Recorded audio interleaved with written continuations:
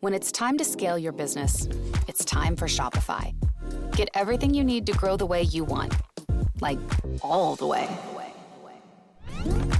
Stack more sales with the best converting checkout on the planet. Track your cha-chings from every channel, right in one spot. And turn real-time reporting into big-time opportunities. Take your business to a whole new level. Switch to Shopify. Start your free trial today. USAA knows dynamic duos can save the day, like superheroes and sidekicks, or auto and home insurance. With USAA, you can bundle your auto and home and save up to 10%. Tap the banner to learn more and get a quote at USAA.com/bundle. Restrictions apply. Good morning, guys, and welcome to another episode of the Financial Freedom Podcast 2026, first episodes.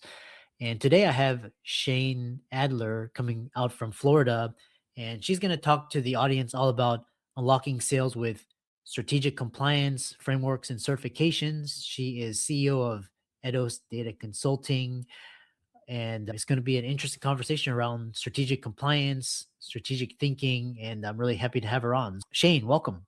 Thank you so much. Yeah. And briefly introduce yourself and your background and what you do at Atos Data Consulting. I came into entrepreneurship by accident. My background was in law originally, but I went straight from law school to nonprofit operations, which had a healthy dose of compliance alongside it at the time. Just in the world when it was happening, that was what was at the forefront. After a hiatus at wanting to get back into the workforce, I went back and got my MBA with a concentration in technology and operations. And I ended up going back at the same time as my co-founder and husband, who did his dissertation on GDPR, which is the Global Data Privacy Regulation, and how startups were coping with the lift of complying with GDPR. And we looked at it, and together we were saying there's not really a good option. A lot of them were doing nothing because it seemed like either a tomorrow problem, like when they're bigger, or it was just too expensive for them to actually do what they needed to be doing. And so we founded Atos with the idea of offering fractional trust officer services, focusing on data privacy, AI governance, cybersecurity around frameworks, so that companies could access the level of services they need at the scale that made sense for their business strategy. And the next question I have for you is, most of your clients, are they corporations, or what are they seeking when they work with you? We primarily work with startups and SMBs because a corporation, at least when you say that, a big company comes to mind. They have the resources to hire a full-time compliance officer. Some corporations and bigger companies, they have entire compliance departments that just sit there and answer procurement questionnaires and things like that. But a startup with a 4-person founding team doesn't have the bandwidth to do that and operate their core business. So we really focus on supporting them. What is the number one question? For example, startups, a lot of people are starting companies and businesses this year. What is the number one question or point of confusion that they come to you for? Is it like strategic compliance? Is it privacy? How should they be thinking about these issues in a startup? I think those are actually two different questions. They're two separate questions. One of the things, not one of, the thing that really brings people to us is because something's happened. They either are in danger of losing investor funding because they don't have things buttoned up, or a customer is requiring that they have a certification in place. These are things that happen on a day-to-day basis, especially B2B companies. If you're operating a B2B company, you're going to be spending a lot of time scrambling and doing questionnaires and procurement and all the security. I saw that there was a study recently where the more complex questionnaires from bigger companies can take up to 30 hours of full-time employee time to answer. And so that tends to be why people come to us. However, I would say we really subscribe to the principles by design concept when it comes to compliance. So baking in your operations around building trust, around data privacy management, all of that from the ground up. Like we work with companies who are pre-revenue, pre-product even, and getting that in place when you're building the workflow, when you're building your AI model, it is really critical because the consequences of compliance debt can be massive. That's our term for if you don't invest in compliance up front, like technical debt. It's always harder to go reverse engineer it, and sometimes it's impossible. One of the other motivations for founding Atos was being on the acquisition side of an M&A deal. There was a company that had built an AI SaaS product, but they had not handled the data appropriately on the front end. They were not using it in line with what is expected. And as a result, they were subject to a consequence called algorithmic disgorgement, which meant they had to delete their entire product. Like it was gone. And so that deal went from low 8 figures, like not a huge deal in the scheme of business world, material to founders, down to the value of their debt, mid 6 figures. And there's nothing you can do at that point because if you're selling a house and they discover mold, you can't just go and find another buyer and not tell them about it. And these were not bad people. Like they just didn't know what they didn't know. So education is a big thing we try to do to make sure people don't fall into that trap. Yeah. Yeah, it was great to hear your take on biggest mistakes founders make with compliance. For an early stage startup, what does strategic compliance look like versus do everything perfectly? Well, for early stage startup, it means looking at where the highest ROI is going to be. If you are building a health tech company, it's going to be structuring everything around handling personal health information appropriately so that when it comes time to sign a business associate agreement under like for HIPAA compliance, you're set up. You're not scrambling and again dealing with the tech debt or compliance debt. It's looking at whether it's also looking at whether investing in, say, SOC 2 audits at an early stage even makes sense. Because for some companies, it's going to be something that maybe you align to, but you're not going to send low 5 figures towards an auditor to actually do the thing if you don't need it. We want to make sure that these companies aren't overextending themselves because even those big corporations, even like an Amazon or a Walmart, they can't comply perfectly. Nobody can if you're going to actually make business decisions on a day-to-day basis. And I think that's one of the big secrets that no one wants to talk about. So it comes down to what I like to call a defensible narrative. Doing everything in a way that shows you're on the right track so that if a regulator does start sniffing around for whatever reason, you can say, hey, we're like, our heart's in the right place. And then it becomes a get well plan instead of a headline. So what do you want? What do I want? I want to use my degree for good. And in general. I kind of meant like a muffin or a latte.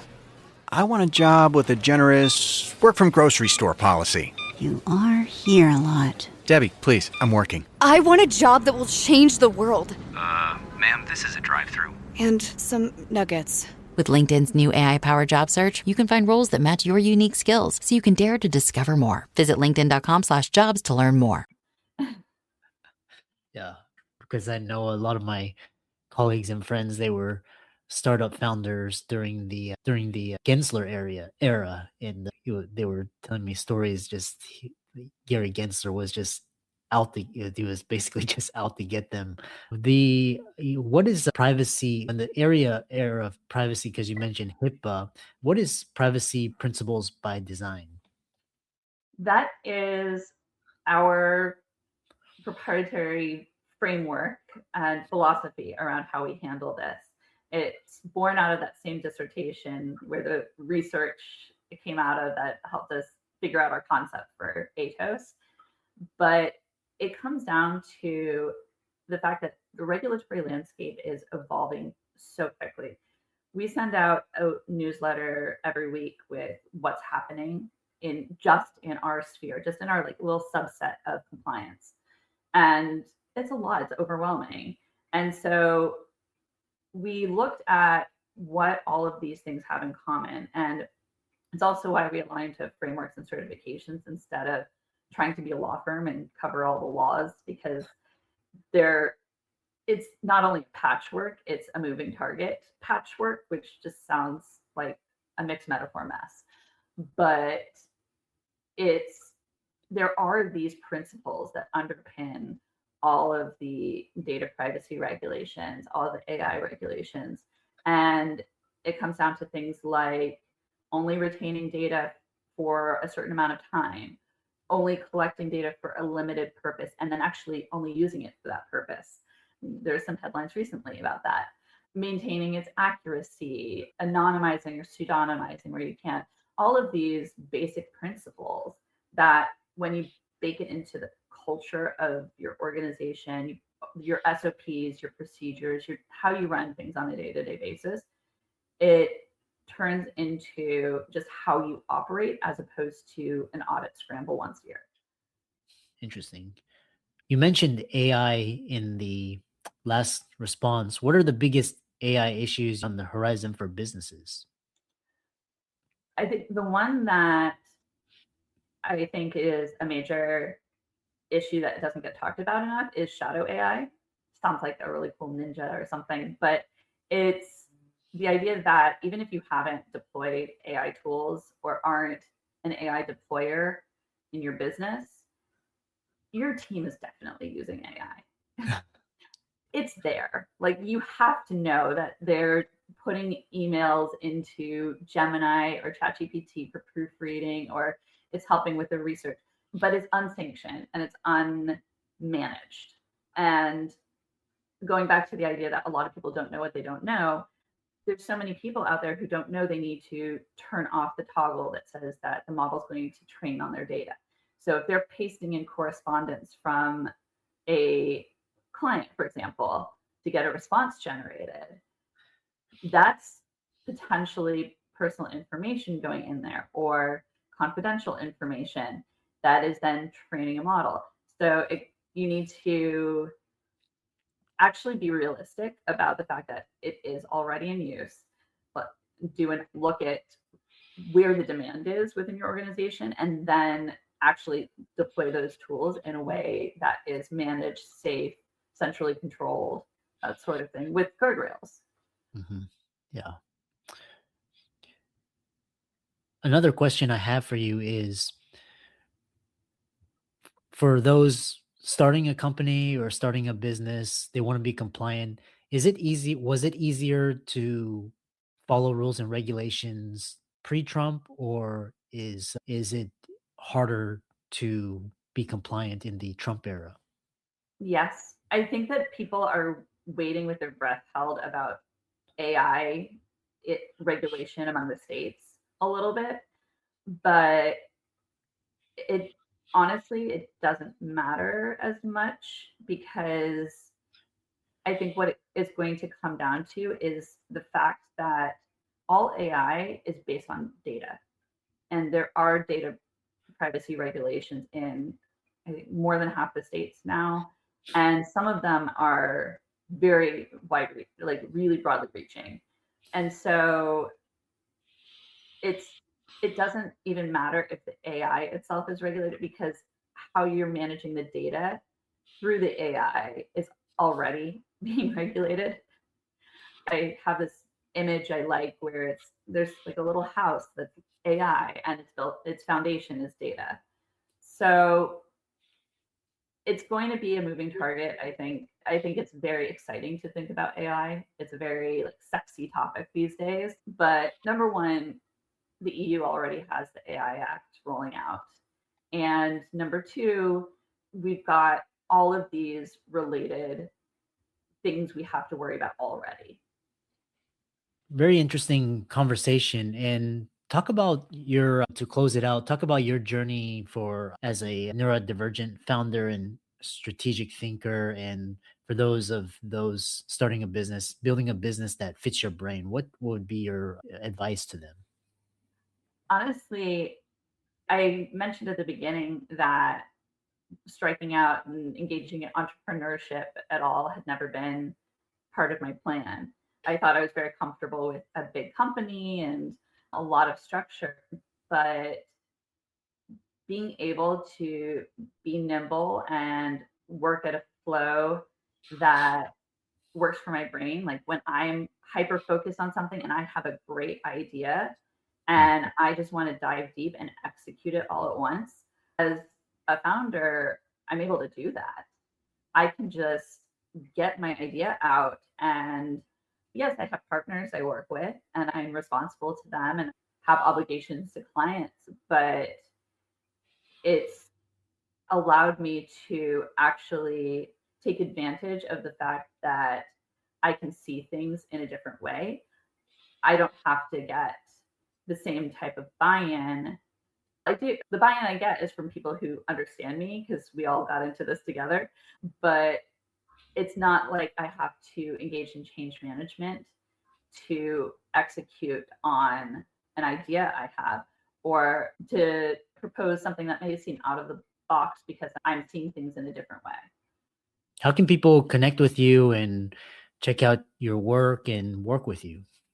We are at atos-data.com. That's AETOS-data.com. And I'm just Shayne at atos-data.com. So you can email me directly anytime. Excellent. And again, thanks so much for an interesting conversation and keep up the great work. Thank you so much. That's been wonderful.